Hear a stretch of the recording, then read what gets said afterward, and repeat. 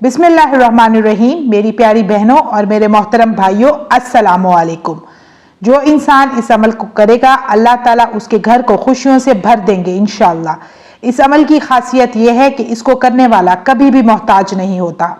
अल्लाह ताला उसको हर किस्म की मुसीबतों से, परेशानियों से छुटकारा दिलाते हैं, चाहे वो किसी किस्म के मसाइल ही क्यों ना हो, जैसे सेहत के हवाले से, मौलत दौलत के हवाले से, रिस्क के हवाले से या रिश्तों के हवाले से। इस अमल को करने वाला कभी भी महरूम नहीं रहता। ये इतना ताकतवर और लाजवाब अमल है कि जो बंदा इस अमल को करता है अल्लाह ताला उसकी सब परेशानियों को दूर कर देता है। हर किस्म की रुकावट, जैसे कारोबार में, रिस्क में, बच्चों की तालीम में, शादी में, गर्ज कोई भी रुकावट हो, अल्लाह पाक दूर फरमाते हैं।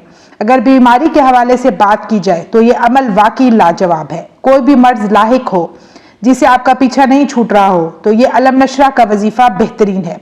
बेशक अल्लाह के कलाम में बेहद बरकत और शिफा है, इस बात में तो कोई शक है ही नहीं।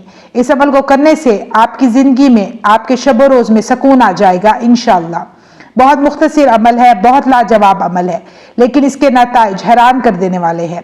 आप इस अमल को चलते फिरते किसी भी वक्त कर सकते हैं। एक जगह पर बैठकर इस अमल को करने की कोई शर्त या कैद नहीं है। कोशिश करें, इस अमल को लाजमी करें, अपने मामूलात का हिस्सा बना लें। चाहे आपकी कोई भी हाजत ना हो तब भी इस अमल को करें, ताकि आपके जितने भी छोटे मोटे मसाइल हों उनसे आपको निजात मिल जाए। कि आपने ये अमल सुबह और शाम में करना है, लेकिन बावजू होना लाजमी है।